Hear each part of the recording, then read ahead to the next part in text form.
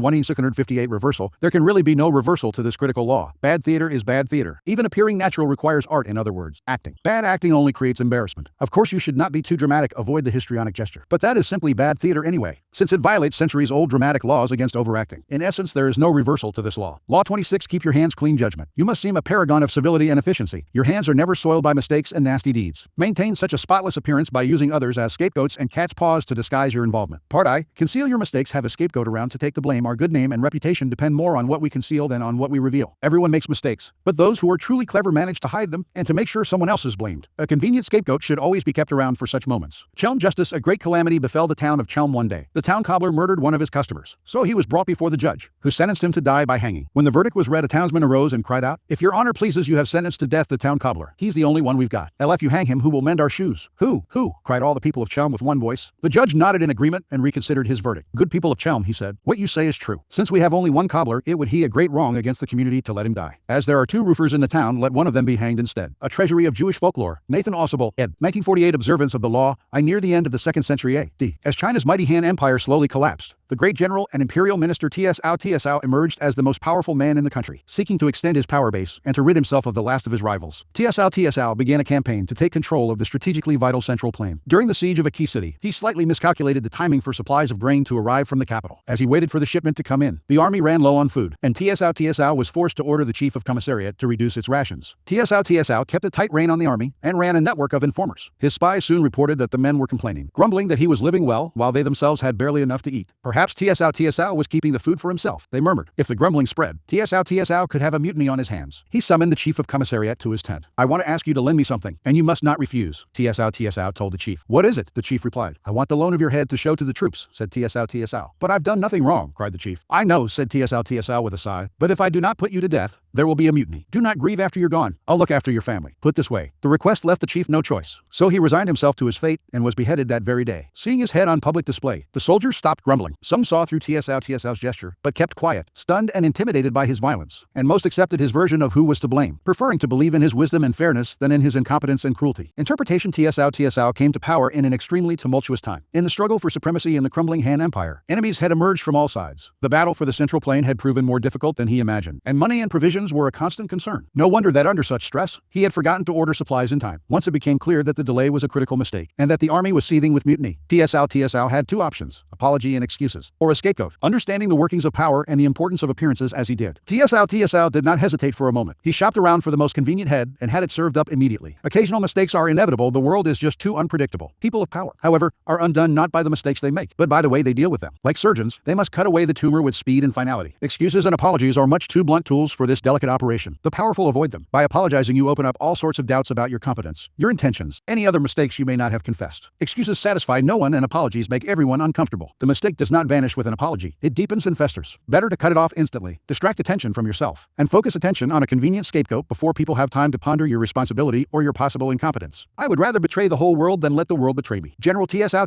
C.A.D. 155-220. Observance of the Law. Roman II. For several years, Cesare Borgia campaigned to gain control of large parts of Italy in the name of his father, Pope Alexander. In the year 1500, he managed to take Romagna and northern Italy. The region had for years been ruled by a series of greedy masters who had plundered its wealth for themselves. Without police or any disciplining force, it had descended into lawlessness, whole areas being ruled by robbers and feuding families. To establish order, Cesare appointed a lieutenant general of the region, Ramiro di Orco, a cruel and vigorous man, according to Niccolò Machiavelli. Cesare gave di Orco absolute powers. With energy and violence, di Orco established a severe, brutal justice in Romagna and soon rid it of almost all of its lawless elements. But in his zeal, he sometimes went too far, and after a couple of years, the local population resented and even hated him. In December of 1502, Cesare took decisive action. He first let it be known that he had not approved of di Orco's cruel and violent deeds, which stemmed from the lieutenant's brutal nature. Then, on December 22, he imprisoned di Orco in the town of Cesena, and the day after Christmas, the townspeople awoke to find a strange spectacle in the middle of the piazza: di Orco's headless body, dressed in a lavish suit with a purple cape, the head impaled beside it on a pike, the bloody knife and executioner's block laid out beside the head. As Machiavelli concluded his comments on the affair, the ferocity of this scene left the people at once stunned and satisfied. Interpretation: Cesare Borgia was a master player in the game of power, always planning several moves ahead. He set his opponents the cleverest traps. For this, Machiavelli honored him above all others in the prince. Cesare foresaw the future with amazing clarity in Romagna. Only brutal justice would bring order to the region. The process would take several several years, and at first the people would welcome it. But it would soon make many enemies, and the citizens would come to resent the imposition of such unforgiving justice, especially by outsiders. Caesar himself, then, could not be seen as the agent of this justice. The people's hatred would cause too many problems in the future. And so he chose the one man who could do the dirty work, knowing in advance that once the task was done, he would have to display D'Orco's head on a pike. The scapegoat in this case had been planned from the beginning. With TSL, the scapegoat was an entirely innocent man. In the Romagna, he was the offensive weapon in Caesar's arsenal that let him get the dirty work done without bloodying his own hands. With this second kind of scapegoat, it is wise to separate yourself from the hatchet man at some point, either leaving him dangling in the wind or, like Caesar, even making yourself the one to bring him to justice. Not only are you free of involvement in the problem, you can appear as the one who cleaned it up. The Athenians regularly maintained a number of degraded and useless beings at the public expense, and when any calamity, such as plague, drought, or famine, befell the city, these scapegoats were led about, and then sacrificed, apparently by being stoned outside the city. The Golden Bough, Sir James George Fraser, 1854-1941 keys to power the use of scapegoats, is as old as civilization itself, and examples of it can be found in cultures around the world. The main idea behind these sacrifices is the shifting of guilt and sin to an outside figure object, animal, or man, which is then banished or destroyed. The Hebrews used to take a live goat, hence the term scapegoat, upon whose head the priest would lay both hands while confessing the sins of the children of Israel. Having thus had those sins transferred to it, the beast would be led away and abandoned in the wilderness. With the Athenians and the Aztecs, the scapegoat was human, often a person fed and raised for the purpose. Since famine and plague were thought to be visited on humans by the gods, in punishment for wrongdoing, the people suffered not only from the famine and plague themselves, but from blame and guilt. They freed themselves of guilt by transferring it to an innocent person, whose death was intended to satisfy the divine powers and banish the evil from their midst. It is an extremely human response to not look inward after a mistake or crime, but rather to look outward and to affix blame and guilt on a convenient object. When the plague was ravaging Thebes, Oedipus looked everywhere for its cause, everywhere except inside himself and his own sin of incest, which had so offended the gods and occasioned the plague. This profound need to exteriorize one's guilt, to project it on another person or object, has an immense power, which the clever know how to harness. Sacrifice is a ritual, perhaps the most ancient ritual of all. Ritual, too, is a wellspring of power. In the killing of D'Orco, note Caesar's symbolic and ritualistic display of his body. By framing it in this dramatic way, he focused guilt outward. The citizens of Romagna responded instantly, because it comes so naturally to us to look outward rather than inward. We readily accept the scapegoat's guilt. The bloody sacrifice of the scapegoat seems a barbaric relic of the past, but the practice lives on to this day, if indirectly and symbolically, since power depends on appearances, and those in power must seem never to make mistakes. The use of scapegoats is as popular as ever. What modern leader will take responsibility for his blunders? He searches out others to blame, a scapegoat to sacrifice. When Mao Zedong's Cultural Revolution failed miserably, he made no apologies or excuses to the Chinese people. Instead, like TSL before him, he offered up scapegoats, including his own personal secretary and high-ranking member of the party, CHN Pota, Franklin D. Roosevelt had a reputation for honesty and fairness. Throughout his career, however, he faced many situations in which being the nice guy would have spelled political disaster, yet he could not be seen as the agent of any foul play. For 20 years, then, his secretary, Louis Howe, played the role D'Orco had. He handled the backroom deals, the manipulation of the press, the underhanded campaign maneuvers, and whenever a mistake was committed, or a dirty trick contradicting Roosevelt's carefully crafted image became public, Howe served as the scapegoat, and never complained, besides conveniently shifting blame. A scapegoat can serve as a warning to others. In 1631, a plot was hatched to oust France's Cardinal Richelieu from power, a plot that became known as the Day of the Dupes. It almost succeeded, since it involved the upper echelons of government, including the Queen Mother. But through luck and his own connivances, Richelieu survived. One of the key conspirators was a man named Marillac, the keeper of the seals. Richelieu could not imprison him without implicating the Queen Mother, an extremely dangerous tactic, so he targeted Marillac's brother, a marshal in the army. This man had no involvement in the plot. Richelieu, however, afraid that other conspiracies might be in the air, especially in the army, decided to set an example. He tried the brother on trumped-up charges and had him executed. In this way, he indirectly punished the real perpetrator, who had thought himself protected, and warned any future conspirators that he would not shrink from sacrificing the innocent to protect his own power. In fact, it is often wise to choose the most innocent victim possible as a sacrificial goat. Such people will not be powerful enough to fight you, and their naive protests may be seen as protesting too much may be seen. In other words, as a sign of their guilt. Be careful, however, not to create a martyr. It is important that you remain the victim, the poor leader betrayed by the incompetence of those around you. If the scapegoat appears too weak and his punishment too cruel, you may end up the victim of your own device. Sometimes you should find a more powerful scapegoat, one who will elicit less sympathy in the long run. In this vein, history has time and again shown the value of using a close associate as a scapegoat. This is known as the fall of the favorite. Most kings had a personal favorite at court, a man whom they singled out, sometimes for no apparent reason, and lavished with favors and attention. But this court favorite could serve as a convenient scapegoat in case of a threat to the king's reputation. The public would readily believe in the scapegoat's guilt. Why would the king sacrifice his favorite unless he were guilty? And the other courtiers, resentful of the favorite anyway, would rejoice at his downfall. The king, meanwhile, would rid himself of a man who by that time had probably learned too much about him, perhaps becoming arrogant and even disdainful of him. Choosing a close associate as a scapegoat has the same value as the fall of the favorite. You may lose a friend or aid, but in the long-term scheme of things, it is more important to hide your mistakes than to hold on to someone who one day will probably turn against you. Besides, you can always find a new favorite to take his place. Image, the innocent goat. On the Day of Atonement, the high priest brings the goat into the temple, places his hands on its head, and confesses the people's sins, transferring guilt to the guiltless beast, which is then led to the wilderness and abandoned, the people's sins and blame vanishing with him. Authority. Folly consists not in committing folly, but in being incapable of concealing it. All men make mistakes, but the wise conceal the blunders they have made, while fools make them public. Reputation depends more on what is hidden than on what is seen. If you can't be good, be careful. Baltasar Gracian. 1:601, 1:658 Part Roman 2. Make use of the cat's paw in the fable. The monkey grabs the paw of his friend, the cat, and uses it to fish chestnuts out of the fire, thus getting the nuts he craves, without hurting himself. If there is something unpleasant or unpopular that needs to be done, it is far too risky for you to do the work yourself. You need a cat's paw, someone who does the dirty, dangerous work for you. The cat's paw grabs what you need, hurts whom you need hurt, and keeps people from noticing that you are the one responsible. Let someone else be the executioner, or the bearer of bad news, while you bring only joy and glad tidings. The monkey and the cat, a monkey and cat. In roguery and fun, sworn brothers twain. Both owned a common master. Whatever mischief in the house was done by Pug and Tom was contrived each disaster. One winter's day was seen this hopeful pair close to the kitchen fire. As usual, posted. Amongst the red-hot coals the cook with care had placked some nice plump chestnuts to be roasted, from whence in smoke a pungent odor rose, whose oily fragrance struck the monkey's nose. Tom, says sly Pug, pray could not you and I share this dessert the cook is pleased to cater? Had I such claws as yours, I'd quickly try. Lend me a hand, 'twill be a coup de maître. So said. He seized his colleague's ready paw, pulled out the fruit, and crammed it in his jaw. Now came the shining mistress of the fane, and off in haste the two marauders scampered. Tom for his share of the plunder had the pain, whilst Pug his palate with the dainties pampered. Fables. Jean of La Fontaine. 1:1621, 1:695 Observance of the Law, IM 59b. See. The future Queen Cleopatra of Egypt, then 10 years old, witnessed the overthrow and banishment of her father, Ptolemy Roman 12, at the hand of his elder daughters, her own sisters. One of the daughters, Berenice, emerged as the leader of the rebellion, and to ensure that she would now rule Egypt alone, she imprisoned her other sisters and murdered her own husband. This may have been necessary as a practical step to secure her rule, but that a member of the royal family, a queen no less, would so overtly exact such violence on her own family horrified her subjects and stirred up powerful opposition. 4 years later, this opposition was able to return Ptolemy to power, and he promptly had Berenice and the other elder sisters beheaded. In 51b. See. Ptolemy died, leaving 4 remaining children as heirs. As was the tradition in Egypt, the eldest son, Ptolemy Roman 13, only 10 at the time, married the elder sister, Cleopatra, now 18, and the couple took the throne together as king and queen. None of the 4 children felt satisfied with this. Everyone, including Cleopatra, wanted more power. A struggle emerged between Cleopatra and Ptolemy, each trying to push the other to the side. In 48b. See. With the help of a government faction that feared Cleopatra's ambitions, Ptolemy was able to force his sister to flee the country, leaving himself as sole ruler, in exile. Cleopatra's scheme. She wanted to rule alone and to restore Egypt to its past glory, a goal she felt none of her other siblings could achieve. Yet as long as they were alive, she could not realize her dream. And the example of Berenice had made it clear that no one would serve a queen who was seen murdering her own kind. Even Ptolemy Roman 13 had not dared murder Cleopatra, although he knew she would plot against him from abroad. Within a year after Cleopatra's banishment, the Roman dictator Julius Caesar arrived in Egypt, determined to make the country a Roman colony. Cleopatra saw her chance, re-entering Egypt in disguise. She traveled hundreds of miles to reach Caesar in Alexandria. Legend has it that she had herself smuggled into his presence rolled up inside a carpet, which was gracefully unfurled at his feet, revealing the young queen. Cleopatra immediately went to work on the Roman. She appealed to his love of spectacle and his interest in Egyptian history, and poured on her feminine charms. Caesar soon succumbed and restored Cleopatra to the throne. Cleopatra's siblings seethed she had outmaneuvered them. Ptolemy Roman 13 would not wait to see what happened next. From his palace in Alexandria, he summoned a great army to march on the city and attack Caesar. In response, Caesar immediately put Ptolemy and the rest of the family under house arrest. But Cleopatra's younger sister Arsinoe escaped from the palace and placed herself at the head of the approaching Egyptian troops, proclaiming herself Queen of Egypt. Now Cleopatra finally saw her chance. She convinced Caesar to release Ptolemy from house arrest, under the agreement that he would broker a truce. Of course, she knew he would do the opposite, that he would fight Arsinoe for control of the Egyptian army. But this was to Cleopatra's benefit, for it would divide the royal family. Better still, it would give Caesar the chance to defeat and kill her siblings in battle. Reinforced by troops from Rome, Caesar swiftly defeated the rebels. In the Egyptians' retreat, Ptolemy drowned in the Nile. Caesar captured Arsinoe and had her sent to Rome as a prisoner. He also executed the numerous enemies who had conspired against Cleopatra and imprisoned others who had opposed her, to reinforce her position as uncontested queen. Cleopatra now married the only sibling left, Ptolemy Roman 14, only 11 at the time, and the weakest of the lot. 4 years later, Ptolemy mysteriously died of poison. In 41b. See? Cleopatra employed on a second Roman leader, Mark Antony, the same tactics she had used so well on Julius Caesar. After seducing him, she hinted to him that her sister Arsinoe, still a prisoner in Rome, had conspired to destroy him. Mark Antony believed her and promptly had Arsinoe executed, thereby getting rid of the last of the siblings who had posed such a threat to Cleopatra. The crow hen, the cobra, and the jackal. Once upon a time, there was a crow and his wife who had built a nest in a banyan tree. A big snake crawled into the hollow trunk and ate up the chicks as they were hatched. The crow did not want to move, since he loved the tree dearly. So he went to his friend the jackal for advice. A plan of action was devised. The crow and his wife flew about in implementation. As the wife approached a pond, she saw the women of the king's court bathing, with pearls, necklaces, gems, garments, and a golden chain laying on the shore. The crow hen seized the golden chain in her beak and flew toward the banyan tree with the eunuchs in pursuit. When she reached the tree, she dropped the chain into the hole. As the king's men climbed the tree for the chain, they saw the swelling hood of the cobra. So they killed the snake with their clubs, retrieved the golden chain, and went back to the pond. And the crow and his wife lived happily ever after. A tale from the Panchatantra, 4th century, retold in The Craft of Power, R.G.H.C.U. 1979 interpretation legend has it that Cleopatra succeeded through her seductive charms. But in reality, her power came from an ability to get people to do her bidding without realizing they were being manipulated. Caesar and Antony not only rid her of her most dangerous siblings, Ptolemy Roman 13 and Arsinoe, they decimated all of her enemies in both the government and the military. The two men became her cat's paws. They entered the fire for her, did the ugly but necessary work, while shielding her from appearing as the destroyer of her siblings and fellow Egyptians. And in the end, both men acquiesced to her desire to rule Egypt, not as a Roman colony, but as an independent allied kingdom. And they did all this for her without realizing how she had manipulated them. This was persuasion of the subtlest and most powerful kind. A queen must never dirty her hands with ugly tasks, nor can a king appear in public with blood on his face. Yet power cannot survive without the constant squashing of enemies. There will always be dirty little tasks that have to be done to keep you on the throne. Like Cleopatra, you need a cat's paw. This will usually be a person from outside your immediate circle, who will therefore be unlikely to realize how he or she is being used. You will find these dupes everywhere, people who enjoy doing you favors, especially if you throw them a minimal bone or two in exchange. But as they accomplish tasks that may seem to them innocent enough, or at least completely justified, they are actually clearing the field for you, spreading the information you feed them, undermining people they do not realize are your rivals, inadvertently furthering your cause, dirtying their hands while yours remain spotless. How to broadcast news. When Omar, son of al-Khattab, was converted to Islam, he wanted the news of his conversion to reach everyone quickly. He went to see Jamal, son of Mamar al-Jamahi. The latter was renowned for the speed with which he passed on secrets. If he was told anything in confidence, he let everyone know about it immediately. Omar said to him, "I have become a Muslim. Do not say anything. Keep it dark. Do not mention it in front of anyone." Jamal went out into the street and began shouting at the top of his voice, "Do you believe that Omar, son of al-Khattab, has not become a Muslim? Well, do not believe that. I am telling you that he has." The news of Omar's conversion to Islam was spread everywhere, and that was just what he intended. The Subtle Ruse, the book of Arabic wisdom and guile. 13th century observance of the law Roman II in the late 1920s. Civil war broke out in China as the nationalist and communist parties battled for control of the country. In 1927, Chiang Kai-shek, the nationalist leader, vowed to kill every last communist, and over the next few years he nearly accomplished his task, pushing his enemies hard until, in 1934-1935, he forced them into the Long March,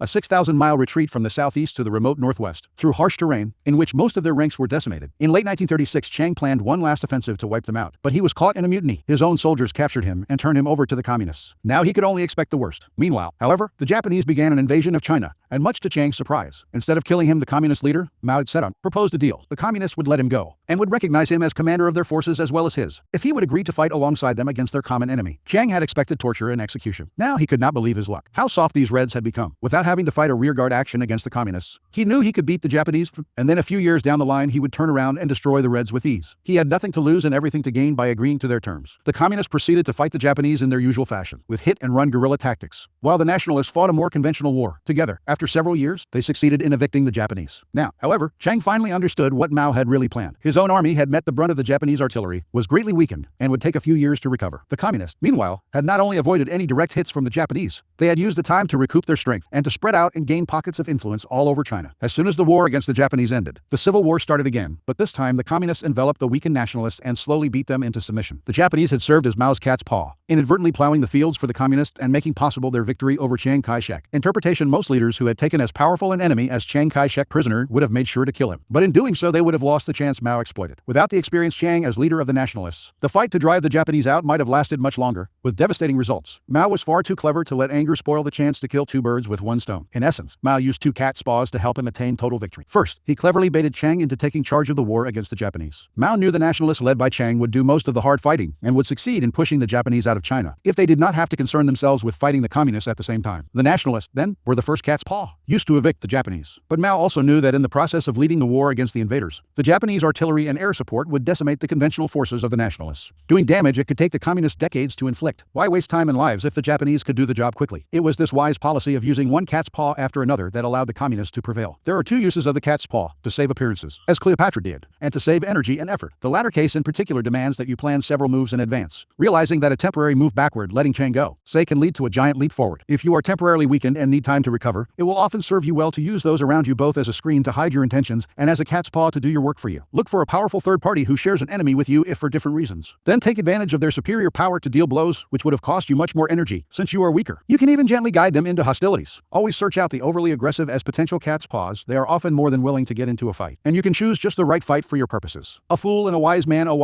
walking alone, was being bothered by a fool throwing stones at his head. Turning to face him, he said, "My dear chap, well thrown. Please accept these few francs. You've worked hard enough to get more than mere thanks. Every effort deserves its reward. But see that man over there? He can afford more than I can. Present him with some of your stones. They'll earn a good wage." Lured by the bait, the stupid man ran off to repeat the outrage on the other worthy citizen. This time he wasn't paid in money for his stones. Up rushed serving men and seized him and thrashed him and broke all his bones. animals. In the courts of kings there are pests like this, devoid of sense. They'll make their master laugh at your expense. To silence their cackle, should you hand out rough punishment? Maybe you're not strong enough. Better persuade them to attack somebody else, who can more than pay them back. Selected Fables. Jean de La Fontaine. 1621 1695 observance of the law. Roman 3 Kiriyama Daisen was an adept of cha no yu hot water for tea, the Japanese tea ceremony, and a student of the teachings of the great tea master Sen no Rikyu. Around 1620 Daisen learned that a friend of his, Hoshino Soman, had borrowed a large sum of money, 300 ryo, to help a relative who had fallen into debt. But although Soman had managed to bail out his relative, he had simply displaced the burden onto himself. Daisen knew Soman well. He neither cared nor understood much about money, and could easily get into trouble through slowness in repaying the loan, which had been made by a wealthy merchant called Kawachiya Saman. Yet if Daisen offered to help Soman pay back the loan, he would refuse, out of pride, and might even be offended. One day Daisen visited his friend, and after touring the garden and looking at Soman's prized peonies, they retired to his reception room. Here Daisen saw a painting by the master Kano Tenyu. "Ah," Daisen exclaimed, "a splendid piece of painting. I don't know when I have seen anything I like better." After several more bouts of praise, Soman had no choice. "Well," he said, "since you like it so much, I hope you will do me the favor of accepting it." At first Daisen refused, but when Soman insisted, he gave in. The next day Soman in turn received a package from Daisen. Inside it was a beautiful and delicate vase, which Daisen, in an accompanying note, asked his friend to accept as a token of his appreciation for the painting that Soman had so graciously given him the day before. He explained that the vase had been made by Sen no Rikyu himself, and bore an inscription from Emperor Hideyoshi. If Soman did not care for the vase, Daisen suggested he might make a gift of it to an adherent of cha no yu, perhaps the merchant Kawachiya Saman, who had often expressed a desire to possess it. "I hear," Daisen continued, "he has a fine piece of fancy paper, the 300 ryoi. Oh,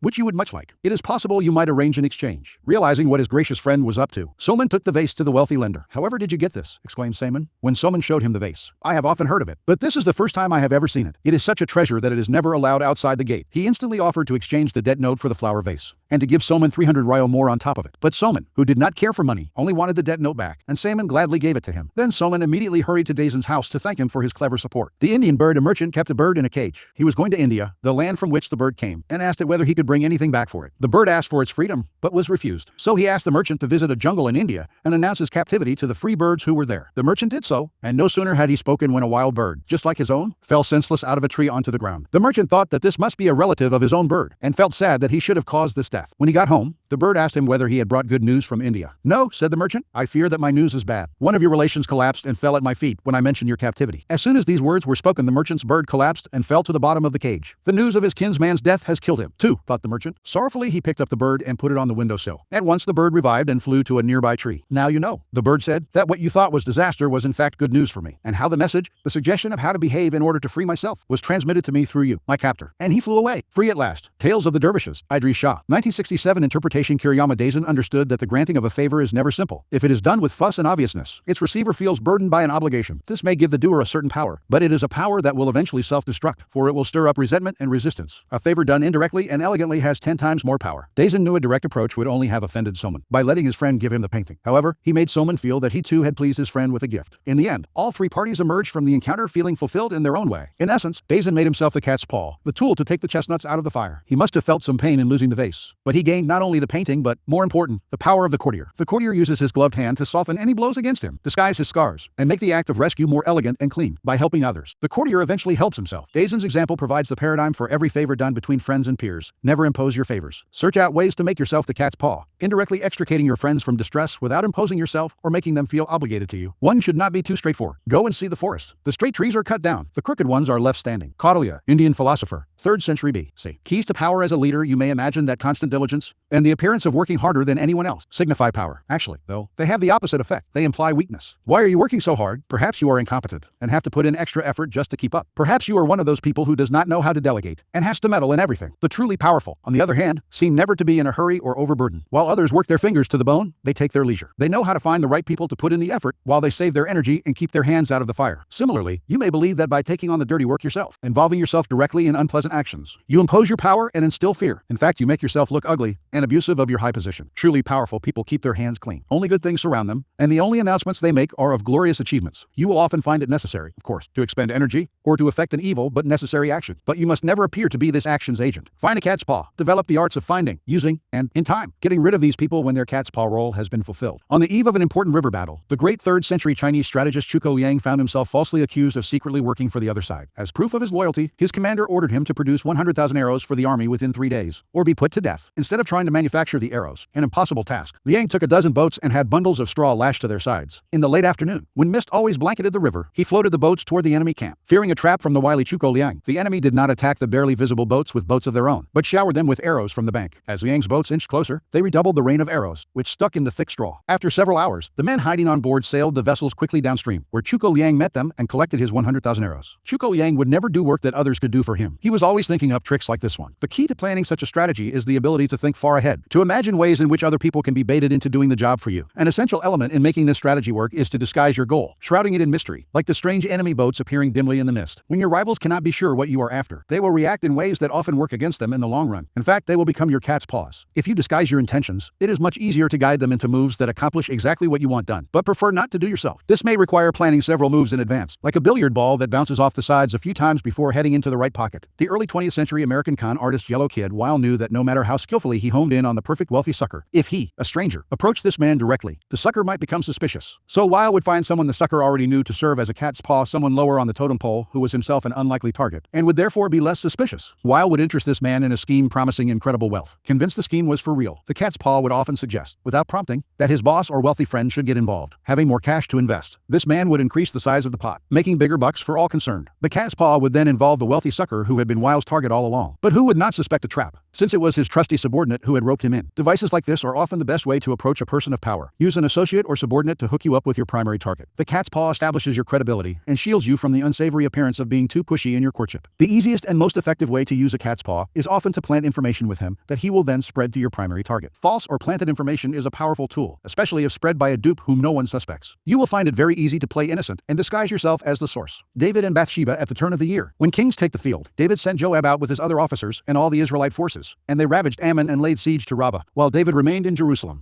One evening David got up from his couch, and, as he walked about on the roof of the palace, he saw from there a woman bathing, and she was very beautiful. He sent to inquire who she was, and the answer came, "It must be Bathsheba, daughter of Eliam and wife of Uriah the Hittite." David wrote a letter to Joab and sent Uriah with it. He wrote in the letter, "Put Uriah opposite the enemy where the fighting is fiercest, and then fall back, and leave him to meet his death." Joab stationed Uriah at a point where he knew they would put up a stout fight. The men of the city sallied out and engaged Joab, and some of David's guards fell. Uriah the Hittite was also killed. Joab sent David a dispatch with all the news of the battle. When Uriah's wife heard that her husband was dead, she mourned for him, and when the period of mourning was over, David sent for her and brought her into his house. She became his wife and bore him a son. Old Testament, 2 Samuel 11:12. The strategic therapist Dr. Milton H. Erickson would often encounter among his patients a married couple in which the wife wanted the therapy, but the husband absolutely refused it. Rather than wasting energy trying to deal with the man directly, Dr. Erickson would see the wife alone, and as she talked he would interject interpretations of the husband's behavior that he knew would rile the husband up if he heard them. Sure enough, the wife would tell her husband what the doctor had said. After a few weeks the husband would be so furious he would insist on joining his wife in the sessions so he could set the doctor straight. Finally, you may well find cases in which deliberately offering yourself as the cat's paw will ultimately gain you great power. This is the ruse of the perfect courtier. Its symbol is Sir Walter Raleigh, who once placed his own cloak on the muddy ground so that Queen Elizabeth would not sully her shoes. As the instrument that protects a master or peer from unpleasantness or danger, you gain immense respect, which sooner or later will pay dividends. And remember, if you can make your assistant subtle and gracious rather than boastful and burdensome, your recompense will be that much the more satisfying and powerful. Image, the cat's paw. It has long claws to grab things. It is soft and padded. Take hold of the cat and use its paw to pluck things out of the fire, to claw your enemy, to play with the mouse before devouring it. Sometimes you hurt the cat, but most often it doesn't feel a thing. Authority. Do everything pleasant yourself, everything unpleasant through third parties. By adopting the first course you win favor. By taking the second you deflect ill will. Important affairs often require rewards and punishments. Let only the good come from you and the evil from others. Baltasar Gracian. 11601 11658 Reversal. The cat's paw and the scapegoat must be used with extreme caution and delicacy. They are like screens that hide your own involvement in dirty work from the public. If at any moment the screen is lifted and you are seen as the manipulator, the puppet master, the whole dynamic turns around your hand will be seen everywhere, and you will be blamed for misfortunes you may have had nothing to do with. Once the truth is revealed, events will snowball beyond your control. In 1572, Queen Catherine de Médicis of France conspired to do away with Gaspard de Coligny, an admiral in the French Navy and a leading member of the Huguenot French Protestant community. Coligny was close to Catherine's son, Charles Roman IX, and she feared his growing influence on the young king. So she arranged for a member of the Guise family, one of the most powerful royal clans in France, to assassinate him, secretly. However, Catherine had another plan. She wanted the Huguenots to blame the Guises for killing one of their leaders, and to take revenge. With one blow, she would erase or injure two threatening rivals, Coligny and the Guise family. Yet both plans went awry. The assassin missed his target, only wounding Coligny. Knowing Catherine as his enemy, he strongly suspected it was she who had set up the attack on him, and he told the king so. Eventually, the failed assassination and the arguments that ensued from it set off a chain of events that led to a bloody civil war between Catholics and Protestants, culminating in the horrifying massacre of St. Bartholomew's Eve, in which thousands of Protestants were killed. If you have to use a cat's paw or a scapegoat in an action of great consequence, be very careful. Too much can go wrong. It is often wiser to use such dupes in more innocent endeavors, where mistakes or miscalculations calculations will cause no serious harm. Finally, there are moments when it is advantageous to not disguise your involvement or responsibility, but rather to take the blame yourself for some mistake. If you have power and are secure in it, you should sometimes play the penitent with a sorrowful look. You ask for forgiveness from those weaker than you. It is the ploy of the king who makes a show of his own sacrifices for the good of the people. Similarly, upon occasion you may want to appear as the agent of punishment in order to instill fear and trembling in your subordinates. Instead of the cat's paw, you show your own mighty hand as a threatening gesture. Play such a card sparingly. If you play it too often, fear will turn into resentment and hatred. Before you know it, such emotions will spark a vigorous opposition that will someday bring you down. Get in the habit of using a cat's paw. It is far safer. Law 27. Play on people's need to believe to create a cult-like following. Judgment. People have an overwhelming desire to believe in something. Become the focal point of such desire by offering them a cause, a new faith to follow. Keep your words vague but full of promise. Emphasize enthusiasm over rationality and clear thinking. Give your new disciples rituals to perform. Ask them to make sacrifices on your behalf. In the absence of organized religion and grand causes, your new belief system will bring you untold power. The science of charlatanism, or how to create a cult in 5 easy steps in searching, as you must, for the methods that will gain you the most power for the least effort. You will find the creation of a cult-like following one of the most effective.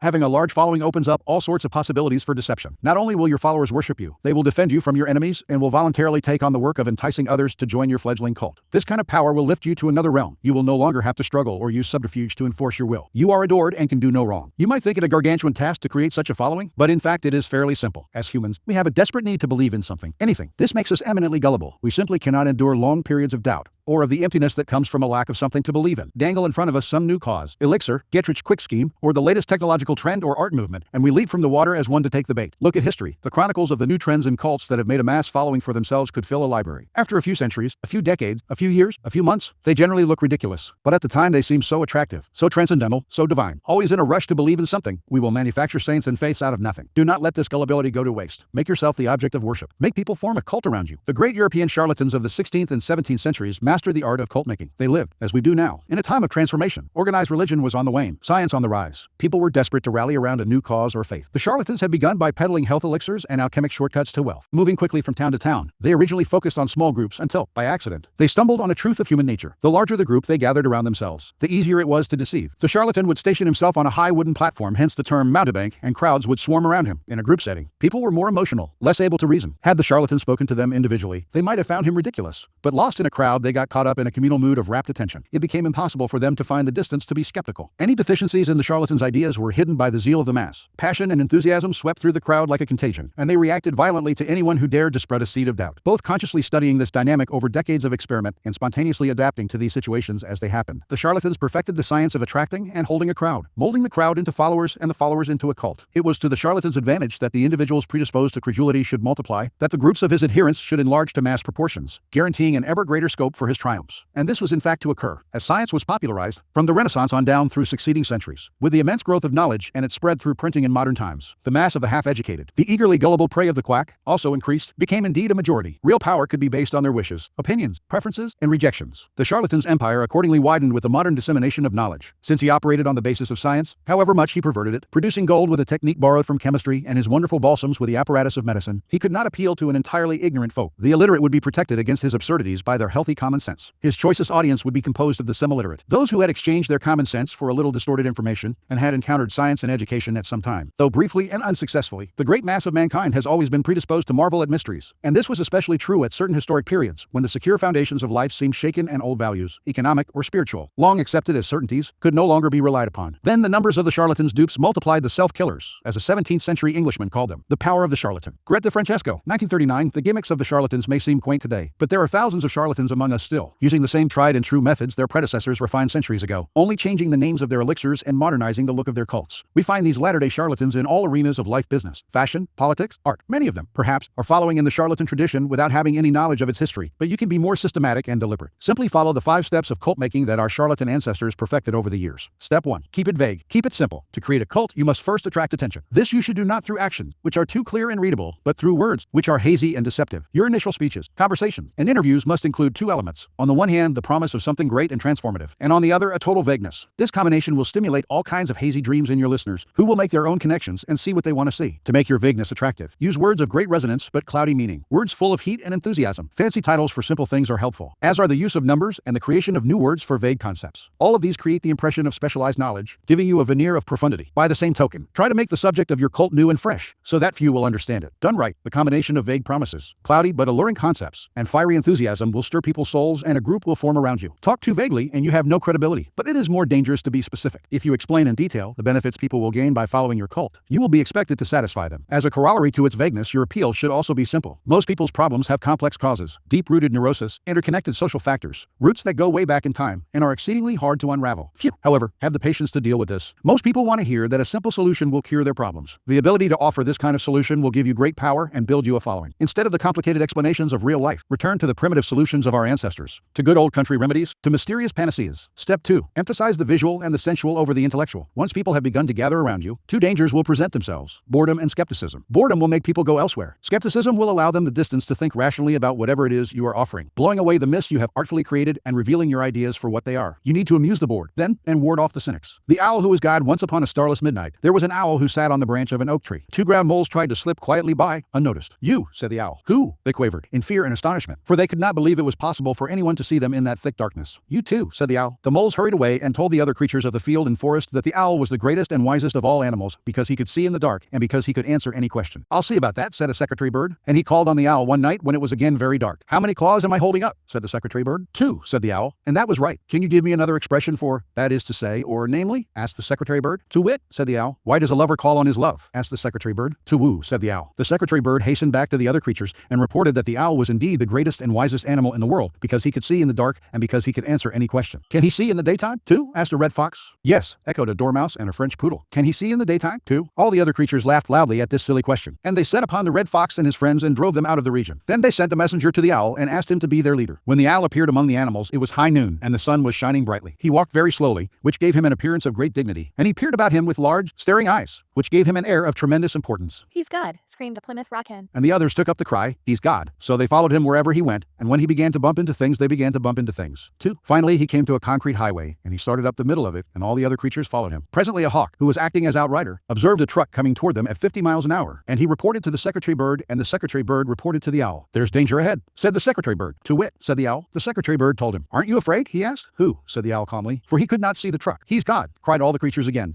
And they were still crying, "He's God," when the truck hit them and ran them down. Some of the animals were merely injured, but most of them, including the owl, were killed. Moral: you can fool too many of the people too much of the time. The Thurber Carnival. James Thurber. 1894-1961. The best way to do this is through theater or other devices of its kind. Surround yourself with luxury. Dazzle your followers with visual splendor. Fill their eyes with spectacle. Not only will this keep them from seeing the ridiculousness of your ideas, the holes in your belief system, it will also attract more attention, more followers. Appeal to all the senses. Use incense for scent, soothing music for hearing, colorful charts and graphs for the eye. You might even tickle the mind. Perhaps by using new technological gadgets to give your cult a pseudo-scientific veneer, as long as you do not make anyone really think. Use the exotic distant cultures, strange customs to create theatrical effects, and to make the most banal and ordinary affairs seem signs of something extraordinary. Step 3. Borrow the forms of organized religion to structure the group. Your cult-like following is growing. It is time to organize it. Find a way both elevating and comforting. Organized religions have long held unquestioned authority for large numbers of people, and continue to do so in our supposedly secular age. And even if the religion itself has faded some, its forms still resonate with power. The lofty and holy associations of organized religion can be endlessly exploited. Create rituals for your followers. Organize them into a hierarchy, ranking them in grades of sanctity, and giving them names and titles that resound with religious overtones. Ask them for sacrifices that will fill your coffers and increase your power. To emphasize your gathering's quasi-religious nature, talk and act like a prophet. You are not a dictator. After all, you are a priest, a guru, a sage, a shaman, or any other word that hides your real power in the midst of religion. Step 4. Disguise your source of income. Your group has grown, and you have structured it in a church-like form. Your coffers are beginning to fill with your followers' money. Yet you must never be seen as hungry for money and the power it brings. It is at this moment that you must disguise the source of your income. Your followers want to believe that if they follow you, all sorts of good things will fall into their lap. By surrounding yourself with luxury, you become living proof of the soundness of your belief system. Never reveal that your wealth actually comes from your followers' pockets. Instead, make it seem to come from the truth of your methods. Followers will copy your each and every move in the belief that it will bring them the same results, and their imitative enthusiasm will blind them to the charlatan nature of your wealth. Step 5. Set up an us versus them dynamic. The group is now large and thriving, a magnet attracting more and more particles. If you are not careful, though, inertia will set in, and time and boredom will demagnetize the group. To keep your followers united, you must now do what all religions and belief systems have done. Create an us versus them dynamic. First, make sure your followers believe they are part of an exclusive club, unified by a bond of common goals. Then, to strengthen this bond, manufacture the notion of a devious enemy out to ruin you. There is a force of non-believers that will do anything to stop you. Any outsider who tries to reveal the charlatan nature of your belief system can now be described as a member of this devious force. If you have no enemies, invent one. Given a straw man to react against, your followers will tighten and cohere. They have your cause to believe in and infidels to destroy. Observances of the law. Observance I. In the year 1653, a 27-year-old Milan man named Francesco Giuseppe Borri claimed claimed to have had a vision. He went around town telling one and all that the Archangel Michael had appeared to him and announced that he had been chosen to be the Capitano General of the army of the new Pope, an army that would seize and revitalize the world. The Archangel had further revealed that Bori now had the power to see people's souls, and that he would soon discover the Philosopher's Stone, a long sought-after substance that could change base metals into gold. Friends and acquaintances who heard Bori explain the vision, and who witnessed the change that had come over him, were impressed, for Bori had previously devoted himself to a life of wine, women, and gambling. Now he gave all that up, plunging himself into the study of alchemy, and talking only of mysticism and the occult. The transformation was so sudden and miraculous, and Bori's words were so filled with enthusiasm, that he began to create a following. Unfortunately, the Italian Inquisition began to notice him as well. They prosecuted anyone who delved into the occult, so he left Italy and began to wander Europe, from Austria to Holland, telling one and all that, to those who follow me all joy shall be granted. Wherever Bori stayed, he attracted followers. His method was simple. He spoke of his vision, which had grown more and more elaborate, and offered to look into the soul of anyone who believed him, and they were many. Seemingly in a trance, he would stare at this new follower for several minutes, then claim to have seen the person's soul, degree of enlightenment, and potential for spiritual greatness. If what he saw showed promise, he would add the person to his growing order of disciples. An honor indeed. The cult had 6 degrees, into which the disciples were assigned according to what Bori had glimpsed in their souls. With work and total devotion to the cult, they could graduate to a higher degree. Bori, whom they called His Excellency, and Universal Doctor, demanded from them the strictest vows of poverty. All the goods and monies they possessed had to be turned over to him, but they did not mind handing over their property, for Bori had told them, I shall soon bring my chemical studies to a happy conclusion by the discovery of the Philosopher's Stone, and by this means we shall all have as much gold as we desire. Given his growing wealth, Bori began to change his style of living, renting the most splendid apartment in the city into which he had temporarily settled. He would furnish it with fabulous furniture and accessories, which he had begun to collect. He would drive through the city in a coach studded with jewels, with 6 magnificent black horses at its head. He never stayed too long in one place, and when he disappeared, saying he had more souls to gather into his flock, his reputation only grew in his absence. He became famous, although in fact he had never done a single concrete thing. To become the founder of a new religion, one must be psychologically infallible in one's knowledge of a certain average type of souls who have not yet recognized that they belong together. Friedrich Nietzsche.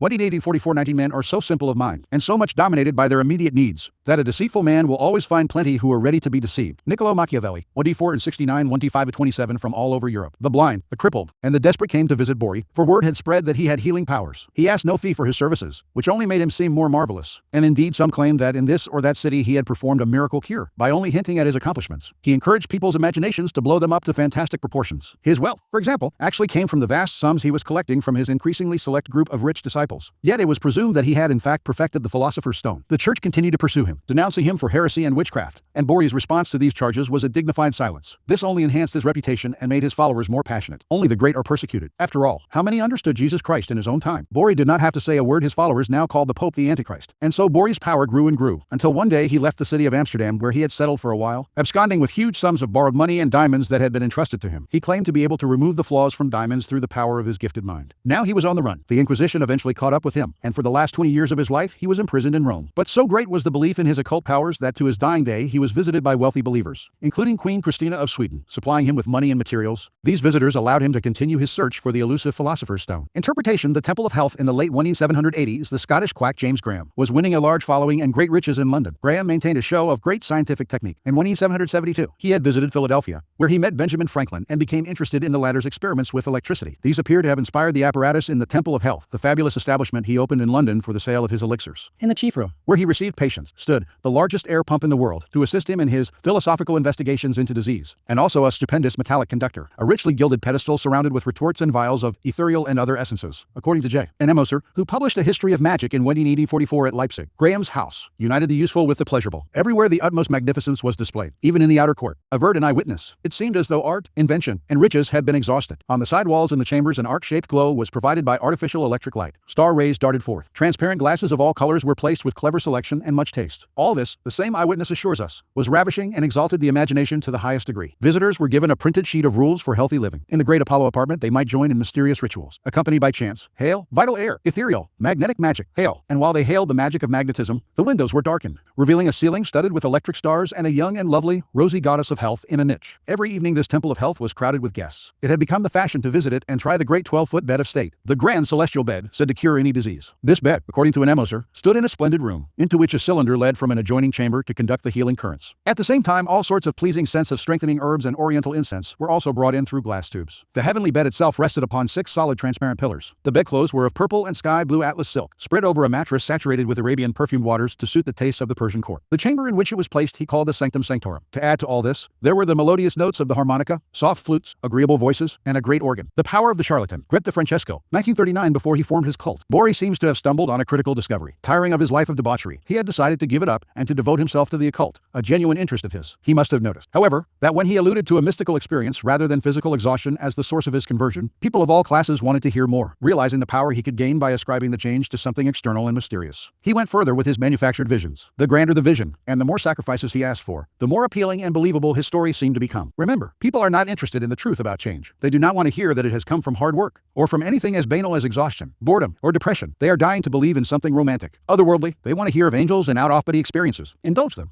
Hint at the mystical source of some personal change, wrap it in ethereal colors. An occult-like following will form around you. Adapt to people's needs. The Messiah must mirror the desires of his followers. And always aim high. The bigger and bolder your illusion, the better. Observance Roman II in the mid-1700s. Word spread in Europe's fashionable society of a Swiss country doctor named Michael Schupach who practiced a different kind of medicine. He used the healing powers of nature to perform miraculous cures. Soon well-to-do people from all over the continent, their ailments both serious and mild, were making the trek to the alpine village of Langnau, where Schupach lived and worked. Trudging through the mountains, these visitors witnessed the most dramatic natural landscapes that Europe has to offer. By the time they reached Langnau, they were already feeling transformed and on their way to health. Schupach, who had become known as simply the mountain doctor, had a small pharmacy in town. This place became quite a scene. Crowds of people from many different countries would cram the small room. Its walls lined with colorful bottles filled with herbal cures, where most doctors of the time prescribed foul-tasting concoctions that bore incomprehensible Latin titles as medicines often do still. Schupach's cures had names such as the oil of joy, little flower's heart, or against the monster, and they tasted sweet and pleasing. Visitors to Langnau would have to wait patiently for a visit with the mountain doctor, because every day some 80 messengers would arrive at the pharmacy bearing flasks of urine from all over Europe. Schupach claimed he could diagnose what ailed you simply by looking at a sample of your urine and reading a written description of your ailment. Naturally, he read the description very carefully before prescribing a cure. When he finally had a spare minute, the urine samples took up much of his time. He would call the visitor into his office in the pharmacy. He would then examine this person's urine sample, explaining that its appearance would tell him everything he needed to know. Country people had a sense for these things. He would say their wisdom came from living a simple, godly life with none of the complications of urban living. This personal consultation would also include a discussion as to how one might bring one's soul more into harmony with nature. Schupach had devised many forms of treatment, each profoundly unlike the usual medical practices of the time. He was a believer, for instance, in electric shock therapy. To those who wondered whether this was in keeping with his belief in the healing power of nature, he would explain that electricity is a natural phenomenon. He was merely imitating the power of lightning. One of his patients claimed to be inhabited by 7 devils. The doctor cured him with electrical shocks, and as he administered these, he exclaimed that he could see the devils flying out of the man's body, one by one. Another man claimed to have swallowed a hay wagon and its driver, which were causing him massive pains in the chest. The mountain doctor listened patiently, claimed to be able to hear the crack of a whip in the man's belly, promised to cure him, and gave him a sedative and a purgative. The man fell asleep on a chair outside the pharmacy. As soon as he awoke, he vomited, and as he vomited, a hay wagon sped past him. The mountain doctor had hired it for the occasion, the crack of its whip making him feel that somehow he had indeed expelled it under the doctor's care. Over the years, the mountain doctor's fame grew. He was consulted by the powerful. Even the writer Goethe made the trek to his village, and he became the center of a cult of nature in which everything natural was considered worthy of worship. Schupach was careful to create effects that would entertain and inspire his patients. A professor who visited him once wrote, "One stands or sits in company. One plays cards, sometimes with a young woman. Now a concert is given, now a lunch or supper, and now a little ballet is presented, with a very happy effect. The freedom of nature is everywhere united with the pleasures of the beau monde, and if the doctor is not able to heal any diseases, he can at least cure hypochondria and the vapors." Interpretation. Schupach had begun his career as an ordinary village doctor. He would sometimes use in his practice some of the village remedies he had grown up with, and apparently he noticed some results. For soon these herbal tinctures and natural forms of healing became his specialty. And in fact, his natural form of healing did have profound psychological effects on his patients. Where the normal drugs of the time created fear and pain, Schupach's treatments were comfortable and soothing. The resulting improvement in the patient's mood was a critical element in the cures he brought about. His patients believed so deeply in his skills that they willed themselves into health.